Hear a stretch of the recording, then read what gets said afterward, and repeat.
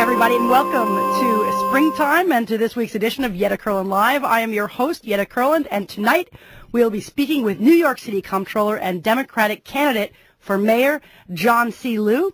Then we will be talking about women's history and the labor history movement by discussing the tragic Triangle Shirtwaist fire, which took place 102 years ago next week with Andi Sosin and Joel Sosinsky. I first want to thank our media partners, Go Magazine, Labor Press, the Soho Journal, Westview News, and the New Civil Rights Movement for helping make this show happen, as well as our community sponsor, The Ritz. You can pick up a copy of Westview News at 69 Charles Street. Go get Go Magazine at your local newsstand or at gomag.com. The Soho Journal you can find at sohojournal.com. The New Civil Rights Movement at the newcivilrightsmovement.com, and Labor Press is at laborpress.org. Also, you can listen to us live stream at wwrl1600.com. And please join us on Facebook at Yetta Kurland Live, on Twitter at Yetta Kurland, and check us out on the Huffington Post at huffingtonpost.com/Yetta.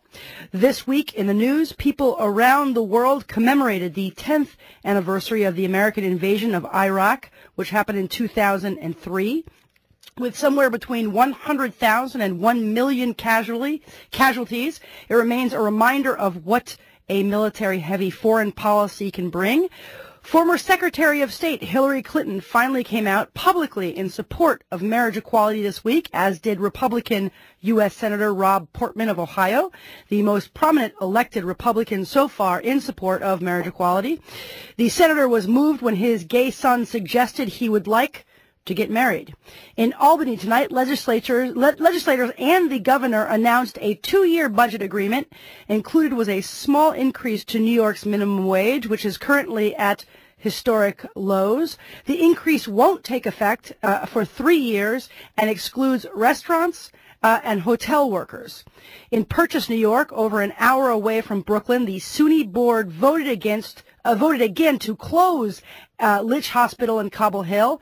Area residents and workers vowed to fight to keep the hospital open. And here in the city, all the mayoral candidates, including John Liu, who is here with us in studio tonight, spoke at the LGBT Mayoral Candidate Forum tonight at Baruch College. We'll be talking about the mayoral race, women's history, and more on Yetta Kurland Live with John Liu, Andi Sosin, Joel Sosinsky, and you, the listeners. Please call in with questions or comments. 212-868-0975 is the number to do so. 212-868-0975. I also want to take a moment to remind you of several important events that are coming up this week. It's a busy week for us here in New York. Tomorrow at 4:30 p.m., New York Voices Against Gun Violence will be holding a huge rally and action at the Harlem State Office Building on 125th Street and Adam Clayton Powell Boulevard. That's tomorrow at 4:30 p.m. This Sunday at 1 p.m., we'll be marching from the historic Stonewall Inn on Christopher Street down to City Hall in solidarity with hundreds of marches across the country as the Supreme Court takes up marriage equality in the Edie Windsor case and in the Prop 8 case. That's Sunday at 1 p.m. We'll be meeting at the historic Stonewall Inn on Christopher Street and 7th Avenue.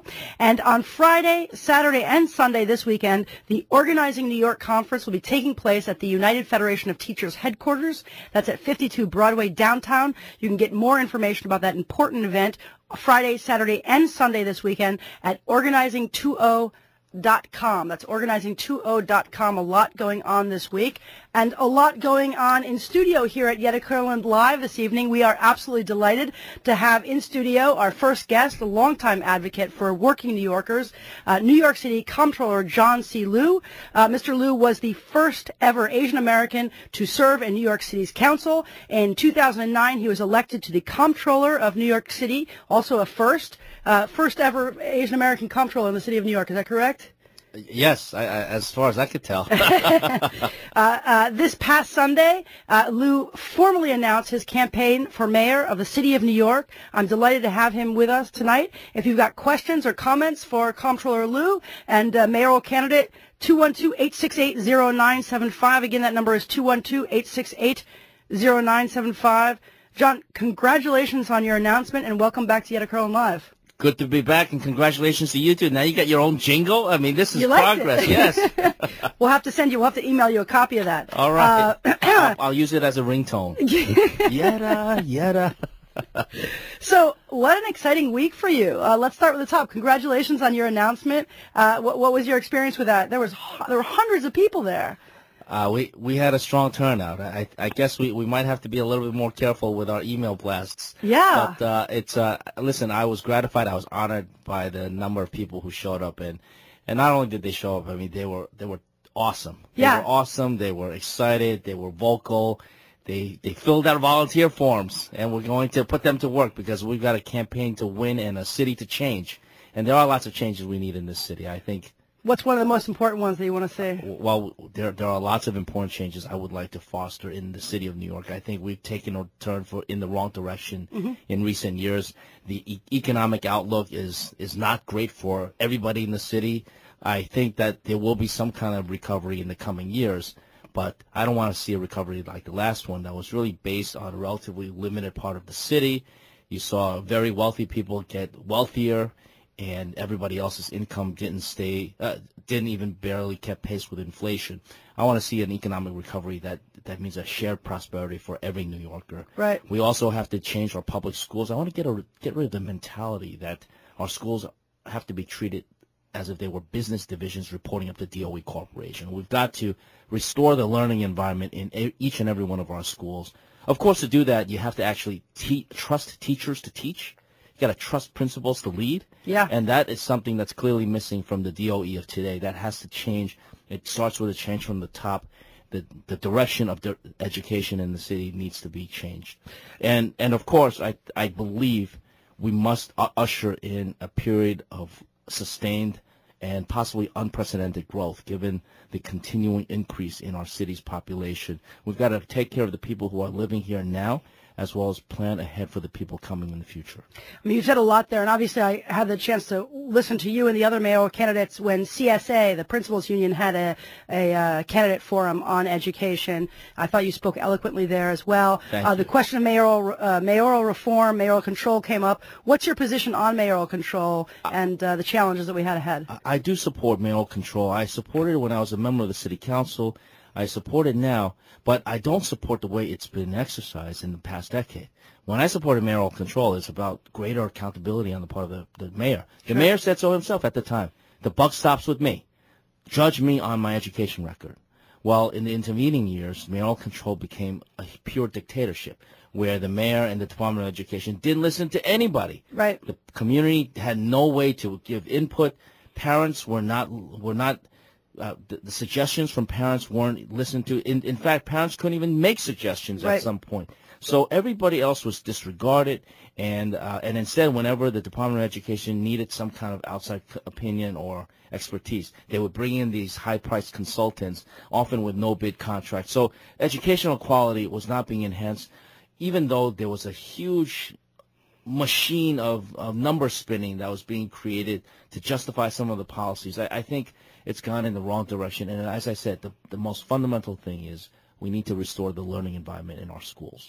You are listening to Comptroller and mayoral candidate John Liu here on Yetta Kurland Live, WWRL. Call in with questions, 212-868-0975, 212-868-0975. We have some callers calling in already. We're going to go to them shortly. I just want to ask you, we've seen, like you said, this change where the rich get richer, the poor get poorer. We've lost more affordable housing in the last 10 years than we ever lost in the history of the city.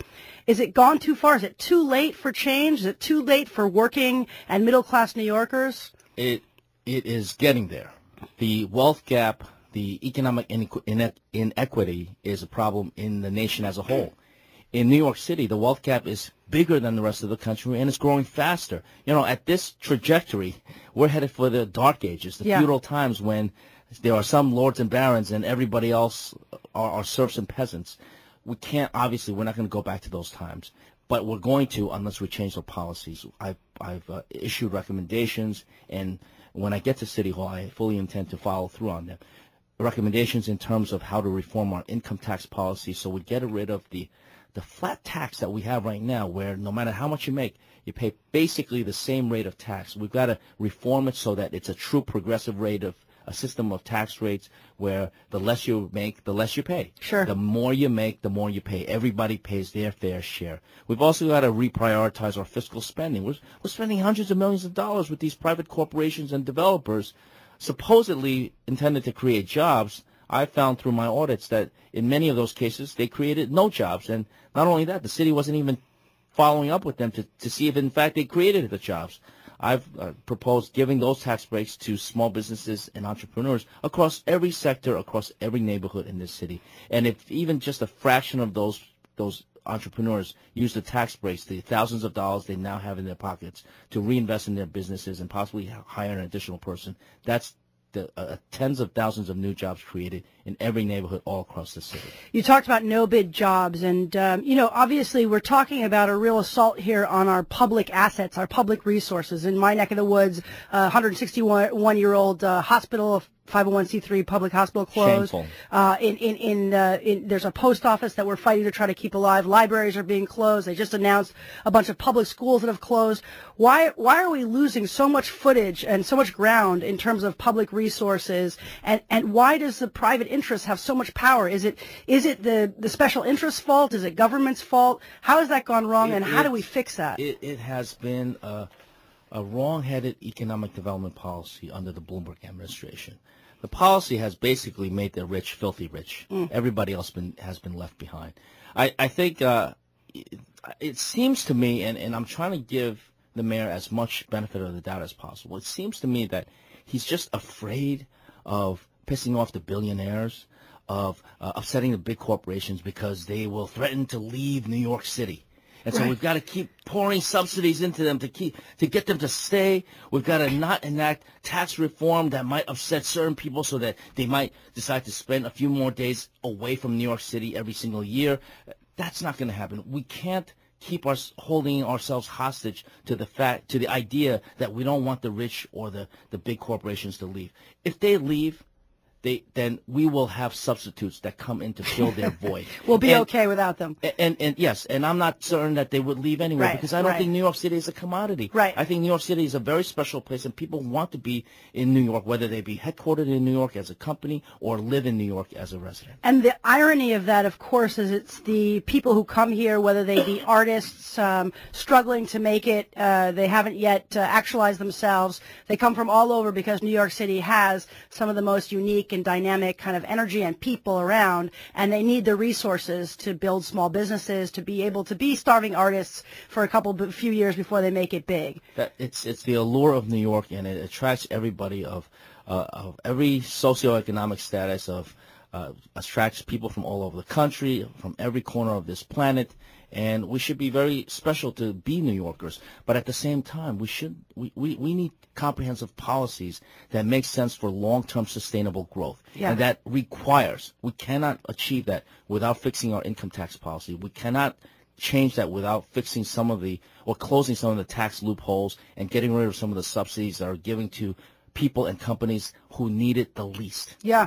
You are listening to Comptroller and Mayoral Candidate John Liu here on Yetta Kurland Live, WWRL 1600, 212-868-0975, 212-868-0975 is the number to call. We are going to go to our callers. But I want to say, reports of your announcement said there were 300, 400, 500 people. Other people were saying there was over 1,500 people there. I've heard reports that there were so many people they couldn't even literally get into City Hall to stand on the steps with you. Were you surprised by the turnout? And what about the reporting of that? Were you disappointed that reporting happened? And what do you think's at play there?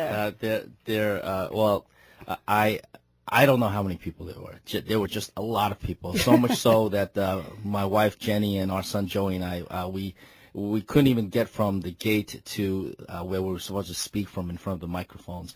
So I'm just tremendously flattered and honored that many New Yorkers showed up to join me in this very special announcement. Am I disappointed in the media coverage? Yetta. That's not a question that is relevant to me, because if you ask me how often I'm disappointed in media coverage nowadays, it's obviously been an interesting year for me where the media certainly has not been kind to me. Well, it certainly seems like the public wasn't dissuaded by that. I guess that's somewhat encouraging. Do you think that there's a lot of coverage of the politics of what happens in New York, and then there's what happens on the ground in communities and neighborhoods and people who have experiences working with you. Do you think that your message is getting out there despite? Yes, absolutely. I think. Look, New York City is a media town. Mm-hmm. We've got some huge newspapers and some huge broadcast companies. But the thing about it is that in a city like New York, no single newspaper, not one, and no single TV station drives every single community sure. in every part of New York City. So I'm gratified that even though maybe the big three daily newspapers don't necessarily take kindly or see me favorably, I've got lots of other media outlets that I think that do support me and do think that the changes I envision would be good for the city of New York.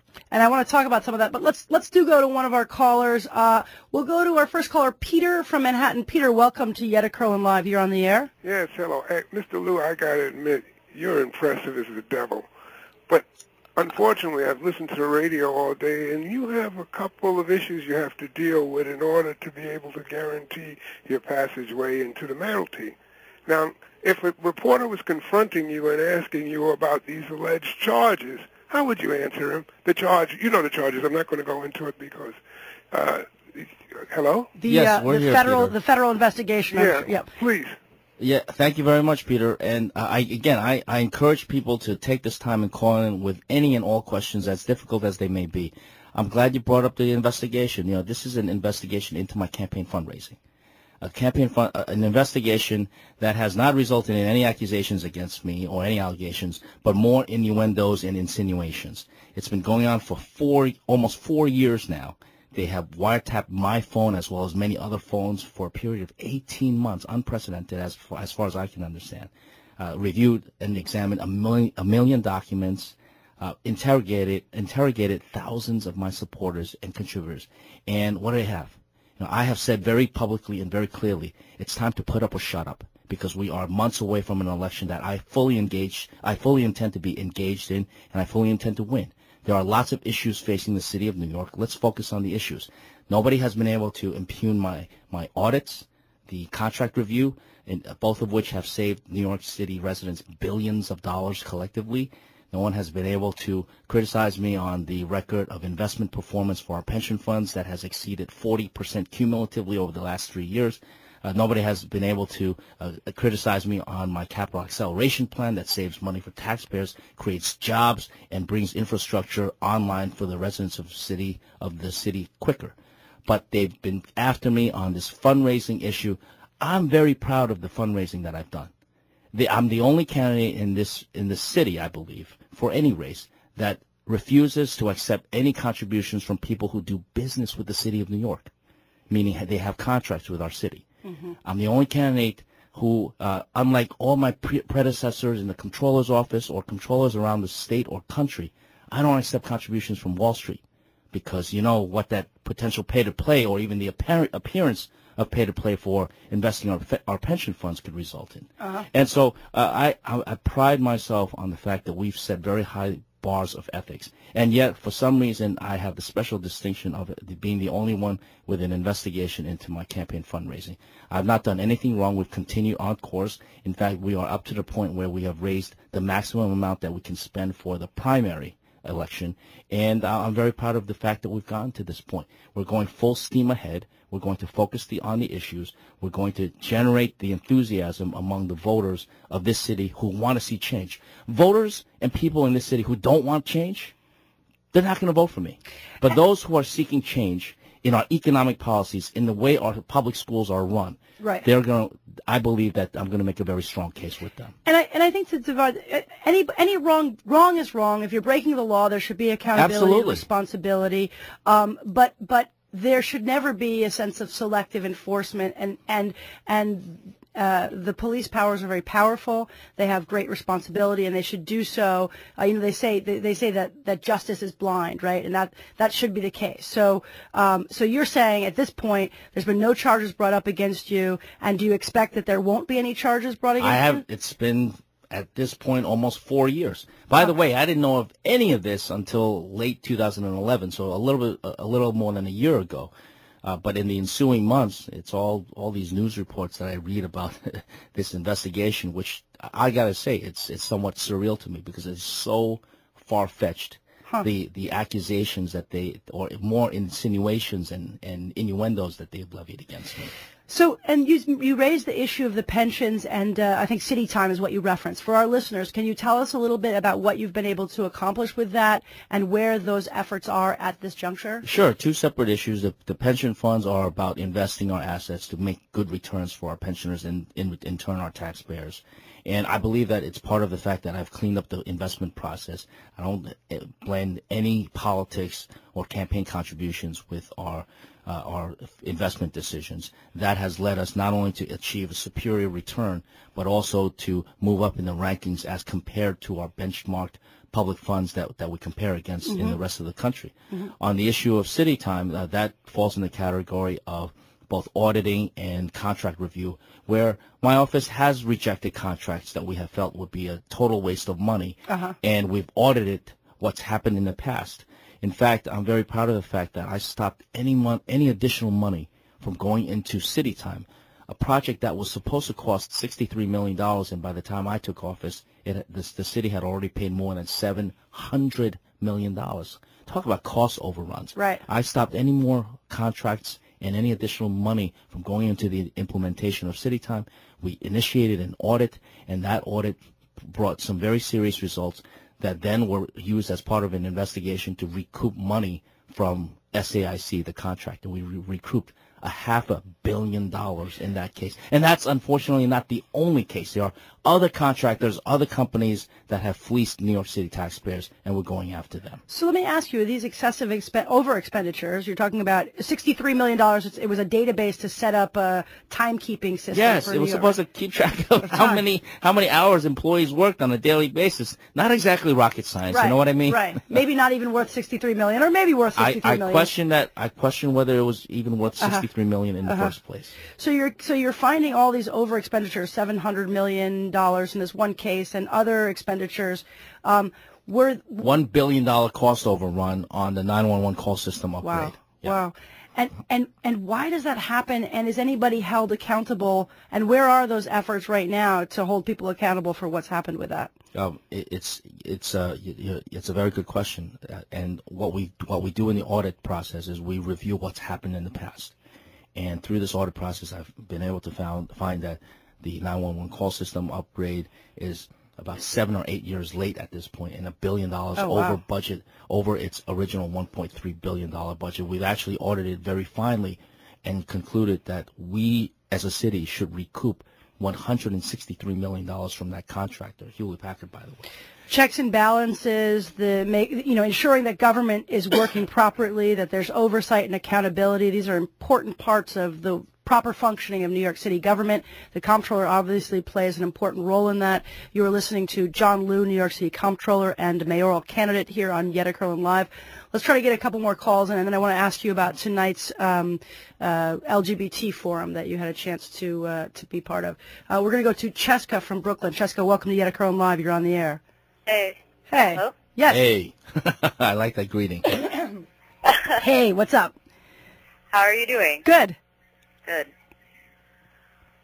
Do you have a question or a comment for the Comptroller? I wanted to briefly comment. I was there at City Hall on Sunday. Mm-hmm. When I got there around 2, there was already a big line. And then as the time went on and we approached 2:30, we realized the line wasn't moving. So we're like, it was kind of weird. So we walked around the park, and then the crowd just got super huge. Yeah, it was definitely. I feel that for you, it must be a validating experience. For you, John. Yeah, Cheska, I thank you for being there. I hope you were able to stick around and join us for the actual announcement. I didn't know exactly what was happening at the time, but in the aftermath, I did find out that the guards at City Hall were not letting people in, refused to open the gates until 2:30, even though the event was called for 2:30, which I got to say, I'm going to try to be nice and mild here. It's disappointing. When City Hall knows that we have reserved and we have every right to have the event at City Hall and that it's going to be a large gathering, for them to not open the gates a half hour or even an hour before the stated start time, I think is I'm going to use nice words here. It's unacceptable. Well, and people should not have had to endure those kinds of conditions. I'm flattered. I'm honored that they showed up, but I feel bad that anybody had to go through that because those gates should have been opened much, much earlier. Jessica, what was the feeling on the lines? Were people still excited to be there, and did they feel connected to what was happening, or did they feel a little, dissuaded and didn't actually stick around? People stuck around definitely for a while. There was one woman that I met who was actually waiting an hour and a half before I was, so she was waiting there for 2 hours. Oh, wow. Yeah. Wow. The line was just crazy. The crowd was very, very diverse. I think it spoke to your strong ability to form coalition, and I think it speaks to your viability as a candidate to be able to represent so many diverse interests. That's a great way to end. Thank you. No, let's not end her. Let's let her speak more. Thank you. Is it Cheska or Jessica? Cheska, you know me. Cheska. Well, thank you very much for that call, and I think it's a coalition that we need not only to win an election, but we need that strong coalition come January 1st to make huge changes for the city of New York. Speaking of which, obviously, at the end of the day, it's people who vote, it's people who determine who our next round of elected officials are. But money plays such a powerful part of this whole balance of the electoral process. Is it enough to build that kind of coalition, or is it that do the rich guys always win? Is it going to be something? Is it man over might? Is it the little guy against the big dollars in your election, or? Well, I am fortunate that I've been able to participate in every one of my elections in the New York City Campaign Finance Board program, which I firmly believe in and support.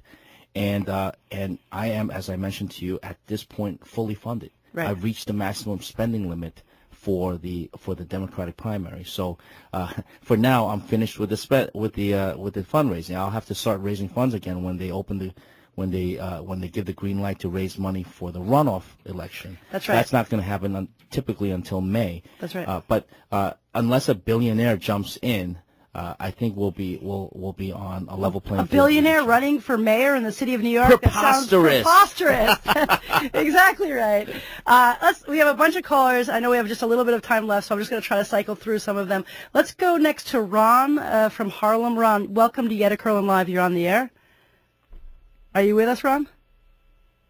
We'll go to our next caller. I'm here. Oh, you're here. Oh, I am. How are you? Good, very good. Welcome to Yetta Kurland Live.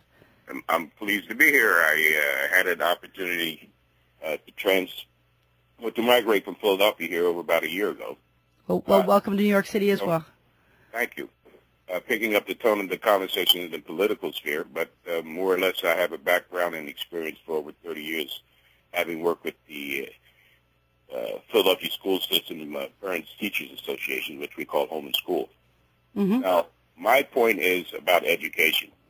I think that what is overlooked are the details in regards to how to properly install a national educational system that basically has a national curriculum that is standard for everybody involved, which is how I think we had something up until the late 50s that the British educational system, which was in place, that they availed and instituted in all of their Okay, I'm gonna cut you off just to try to frame the question because we have just a few minutes left. As I took it, we talk about standardized testing, obviously on a national level, no child left behind. Right. Obviously, there's all these discussions of evaluations for teachers, for principals and administrators as well. There's a confluence of problems here, not just with the problems that teachers are facing, but just the whole machinations of how our schools are working or not working in New York City. What do you make of that? I think it makes sense to have national standards, strong national standards. But I wouldn't necessarily wait for strong national standards. Right. I think in some ways our New York State educational standards could be higher than many parts of the country. So let's not abandon our own standards. Right. In fact, let's work to raise the standards in terms of not only the current system that we have, but also start including higher education in our curriculum and in our educational standards. Great. And I'm just going to ask, I know you had a chance to be at the candidate forum tonight, the LGBT-focused candidate I had a great forum. time, yes. Talk to me about it. Yeah. First and foremost, I was very apologetic because I was late to the forum because I had a long-standing town hall. I had already set up a town hall meeting in Brooklyn on the issue of stop and frisk. And I thought I could kick it off and start the discussion and then leave early to get to the forum. Right. Unfortunately, the discussion in Brooklyn got pretty heated, so I wasn't able to leave it as quickly as I would have liked. But I did get to the forum to answer all the questions that have been asked of the candidates. Very important issues with regard to housing, with regard to runaway youth and who are homeless for the most part, and how we as a city have humane solutions for these.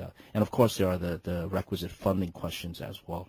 I do believe we have to prioritize spending towards providing service to people who actually need them, as opposed to giving away all these subsidies to these private companies that really don't do anything for us. And it's of course, funding is important, but also, I mean, you have a history. You supported marriage equality. You've been an advocate for LGBT New Yorkers. Yes. As a mayor of New York City. Basic human rights. Basic human rights. What do you think LGBT New Yorkers are dealing with the most, and what would be your priority for the LGBT community as the next mayor of New York City?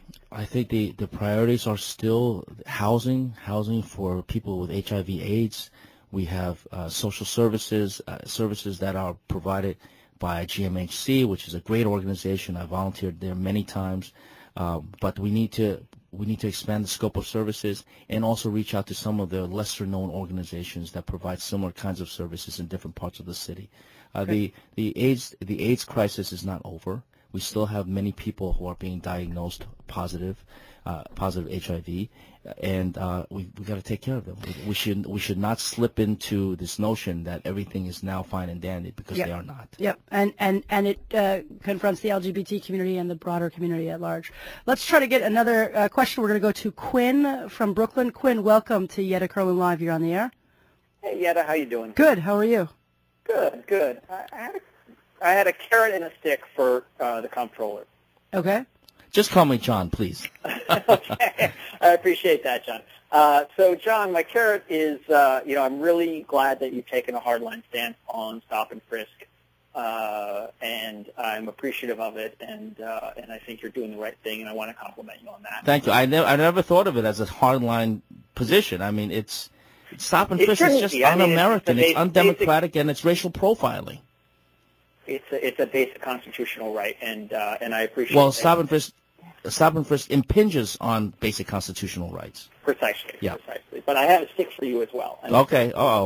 As I understand it, you are opposed to the DOT's Safe Streets program, which would look at residential communities and reduce the speed limit in them from 30 to 20, and institute other traffic calming measures such as neck downs and things like that. No, absolutely not. That is extremely troubling to me, because 2 blocks from where I live, a woman was killed by an out-of-control car 2 weeks ago.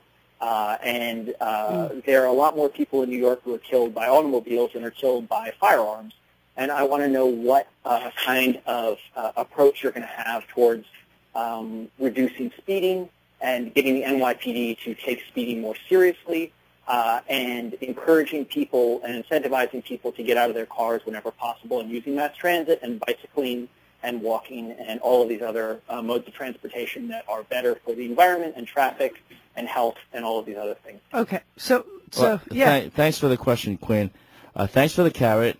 The stick, I'm not sure the stick applies to me, because I've never said in any way that I'm opposed to the Safe Streets program. In fact, when I was chairman of the City Council's Transportation Committee, that was a program that I did applaud very, very often. In fact, just recently, I've also voiced support for additional anti-speeding cameras, where we have the technology to catch people speeding, and just like red light cameras issue tickets automatically, I believe that's a program that we should apply for speeding as well, especially beginning with schools' safety zones. We also have the issue of, in many parts of the city, we've got a fast-growing number of senior citizens. The population of seniors is fast-growing, and it's very difficult for them to walk anywhere. Right. So the traffic calming measures and the build-outs on certain corners and intersections where the street is just too far to cross within the allotted amount of green light time, I support those measures. Obviously, the bicycles and the folks walking is a huge problem yes, around New York City. And maybe this is what Quinn's getting at. I have also been ambivalent about the installation of so many miles of bike lanes. I have said that in certain parts of the city, particularly in Brooklyn and Queens, where there doesn't seem to be anybody using the bike lanes, and yet large amounts of parking spaces are being taken away from people, I think those are areas of the city that we do have to revisit. We have a bunch of callers still online. We will come back to you at the next segment. Comptroller, thank you so much for coming on the air. Always a pleasure. Thanks for your hard work. Yeah. We'll be watching you on the campaign trail, and we'll have you back on here again. We'll take a short break, and we will come back and speak to folks here on Yetta Kurland Live.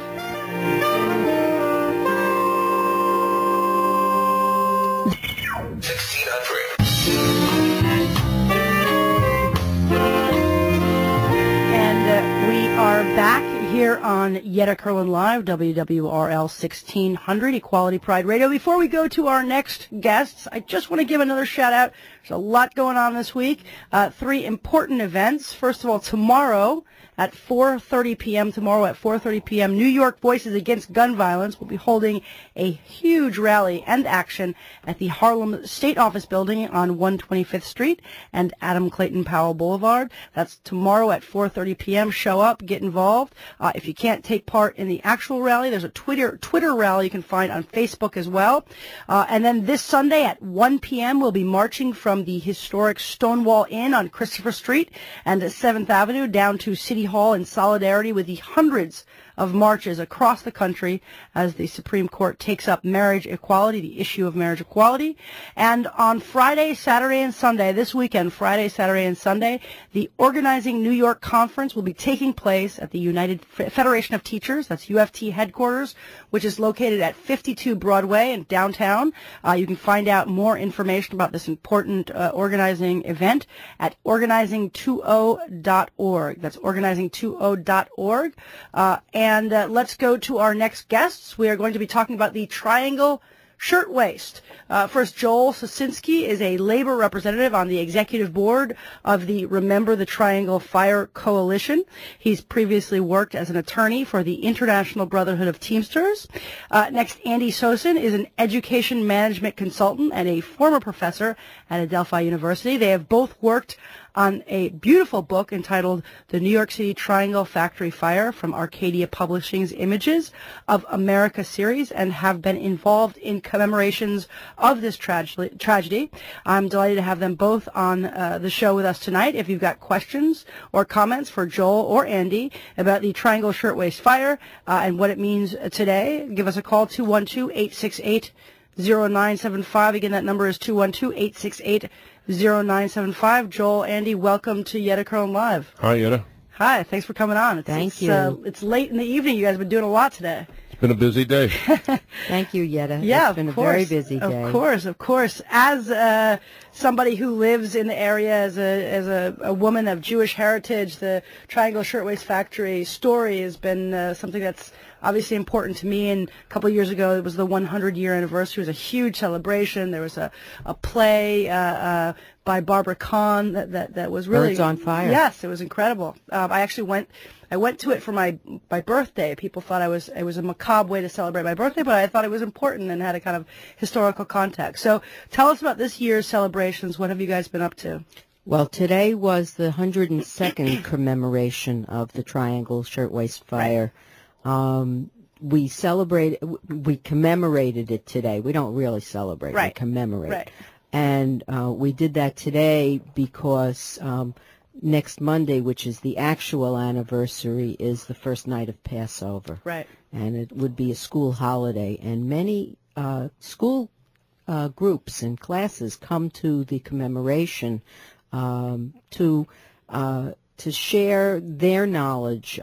Today's commemoration included a 4th grade class. Yeah, who sang, I saw that. They wrote their own songs. Yeah, it was incredible. They were quite effective. Right. And there's also something relevant to the fact that this is Women's History Month. This is something that impacted women especially. Maybe talk about the conditions, the working conditions 102 years ago for working New Yorkers and for women working. Well, in 1909, there was a major strike of shirtwaist makers called the Uprising of the 20,000. They began their strike in the end of November and didn't settle until February of 1910. That strike really made it clear that women were going to stand up in the labor movement and that they were really as strong as men were. They hadn't had any credibility before that. Mm-hmm. So it was a very important strike. Mm-hmm. And the problem was that the Triangle Waist Company was able to hold out and hired thugs and greased the police and Tammany Hall and were able to hold out against the strike so that they did not settle. They had been working a 56-hour work week. Mm. They went to a 52-hour work week when most of the shops settled.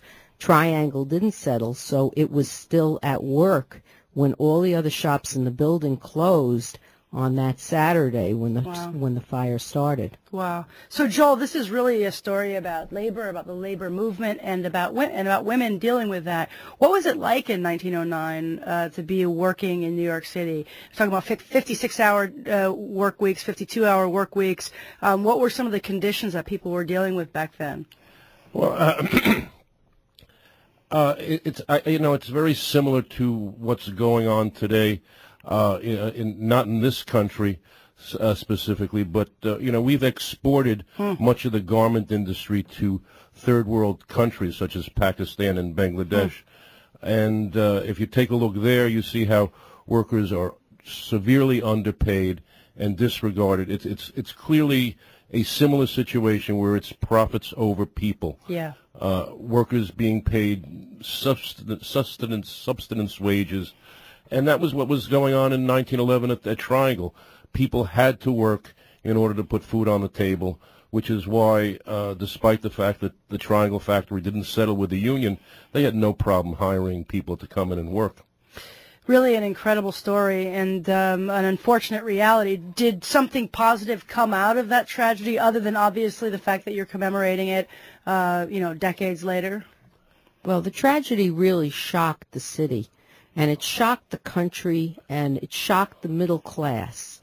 And that really made people notice, and it was a crisis of conscience, so that the outpouring of grief was so great that almost a tenth of the city participated in the union's parade with an empty casket to show their grief. So, that made the politicians notice it. And Tammany Hall actually then put its muscle behind a factory investigating commission led by Frances Perkins, who actually was an eyewitness to the fire.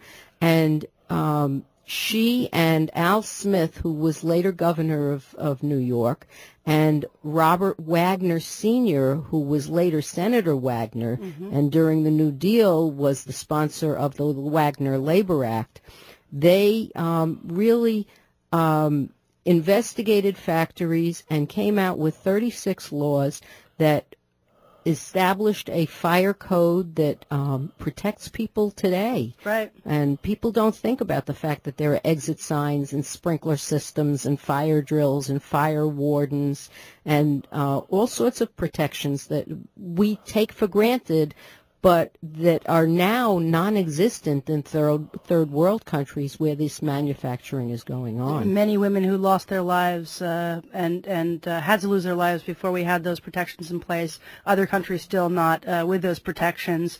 And for many years, we didn't really celebrate the Triangle Shirtwaist Factory fire. I mean, it's something that has come back. I know the 100-year mark was a huge celebration. I think there had been celebrations before that, but there isn't currently a permanent recognition or a permanent place to not celebrate but commemorate the Shirtwaist Factory. What are the plans to do something more permanent?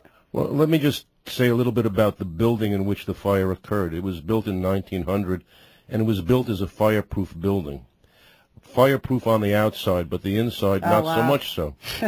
So that after the fire, it was put back into use. It's currently owned by New York University. It is a laboratory building. It's on Green Street, I think, in Green Street in Washington Place. If you walk by the building, and many people walk by the building and have no idea what the history of that building is, there are 3 small brass plaques on the corner of the building.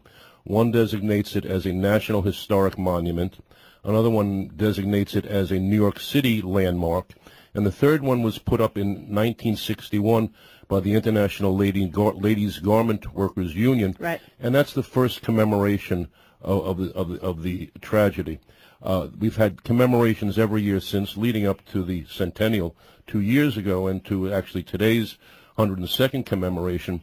But one of the things that the Remember the Triangle Fire Coalition is actively engaged in now is working with NYU, the owner of the building, who has given us permission to erect a permanent public arts memorial to the victims of the fire and to the social activism which that fire inspired. So we currently have a international competition to get designs for this memorial. If you go to our website, rememberthetrianglefire.org, and you go to the upper right-hand corner, there's a little video that describes the process.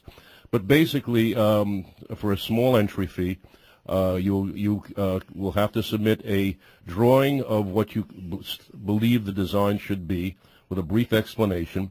There is a 2-stage juried competition that is involved in this competition. The top 10 designs will be reviewed by NYU, the New York City Landmarks Preservation Commission, and by community groups, including the coalition, sent back to the 10 finalists, who will be given $500 to resubmit based upon the comments that they receive. We will then pick a winner and who will receive $5,000, and whose design will be completed and attached to the building after we raise a substantial amount of money to pay for the construction of the actual construction. Yes, and that's exciting. What's the trajectory in time? Is that happening in the immediate? Is it going to be a rollout? The timeline for the competition. The competition is still going on. You can still get into it through the end of this month and actually into early April. We hope to have a final design selected sometime early in the summer. Wow. So go to rememberthetrianglefirecoalition.org. It's rememberthetrianglefire.org. And you can get information about the competition. We've got, let's try to see if we can get a couple callers in before the end of the segment. Let's go to Glenn from the Financial District. Glenn, welcome to Yetta Kurland Live. You're on the air. How are you? Thank you for taking my call. Sure. So my question is, you guys actually, it was really interesting you guys speak and a lot of information. When you talk to people and, they come out to this, do they realize, what was going on here 100 years ago is now going on all around the world? And the companies will take advantage of it if they can? Great point. We go out every day and, we shop for clothing, and I just don't know how many people realize how little clothing that's out there is actually made in America still. I mean, it's all, if you take a look at the labels in your garments, they come from China, they come from India, they come from Pakistan, Bangladesh. Is it easier? I think the point the caller makes, and I think you intimated this earlier, is it easier for us as consumers to turn a blind eye? We would never want this to happen at the Triangle Shirtwaist factory. We've learned so much here in the United States, but we don't really have to connect the dots if that's happening in China, in Malaysia, in Taiwan, in other countries where, we do get reports of horrible working conditions and terrible things that happen to those workers. It's really a sad story, and part of the problem is that we like to have cheap clothing. The clothing that's sold at Walmarts and at other major retailers all comes from the least expensive labor they can source. Yeah. Now, right now, there is a proposal to protect the workers that was put forward by the company that owns the Tommy Hilfiger brand, because that brand was found to be made in a fire in a factory that went up in flames, and Walmart just blocked that. So the Remember the Triangle Fire Coalition has been actively advocating for worker protections along with the International Labor Rights Forum, Students Against Sweatshops. We did an action at the Port of Newark to block a container ship that was coming in with clothing from Bangladesh for Walmart.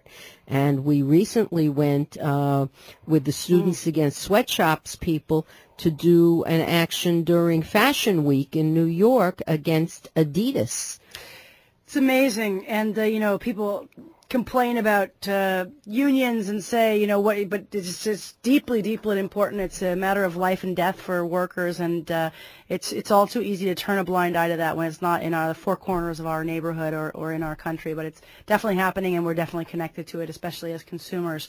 Let's try to squeeze in a couple more callers. We're going to go to Thomas from Chelsea. Thomas, welcome to Yetta Kurland Live. You're on the air. Hello, everyone. I recall very vividly 2 years ago when they had the 100th anniversary, and there was some specials on this tragedy, and it was horrific to realize that these young girls had a choice. They could either burn to death or they could jump to their death because the ladders of the New York Fire Department did not reach the floor where these girls were working and where the fire was taking place.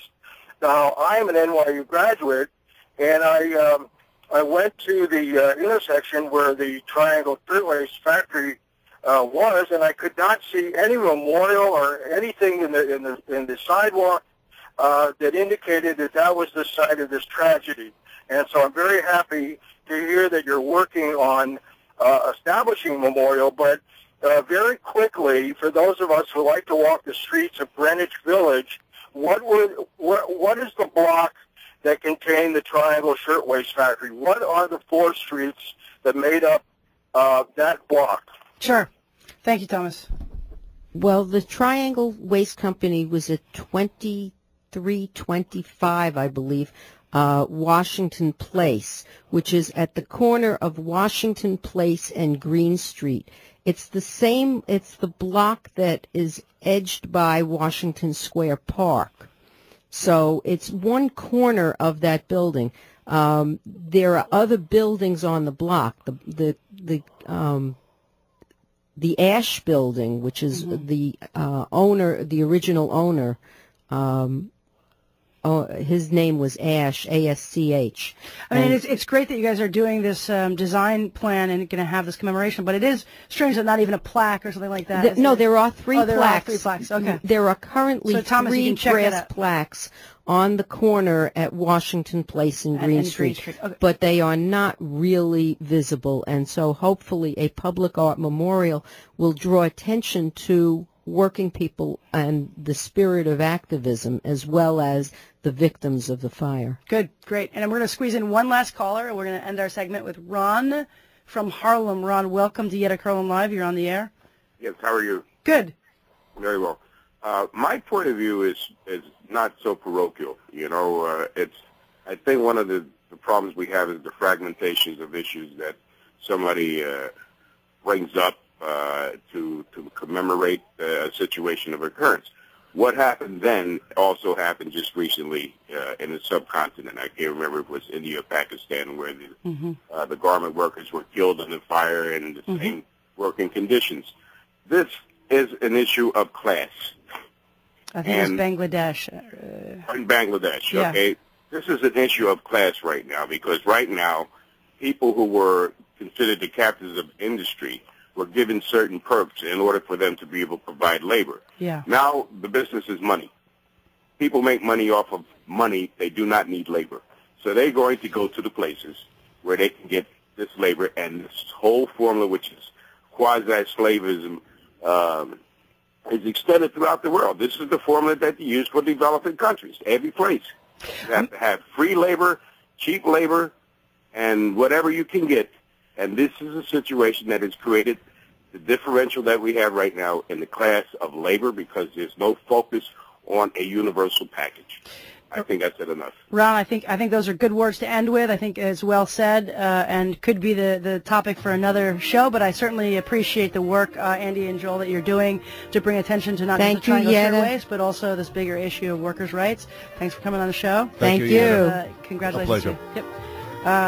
We will be back on air next Wednesday at 10 p.m. here on Yetta Kurland Live, WWRL. Remember, tomorrow, 4:30 p.m., come join us for New York Voices Against Gun Violence, 125th Street, Adam Clayton Powell. Sunday at 1 p.m. at Stonewall Inn and Christopher Street, and Friday at the UFT headquarters at 52 Broadway. The preceding program was independently produced. The views and opinions expressed were those of the program host and guests and do not necessarily reflect those of WWRL, its staff, or management.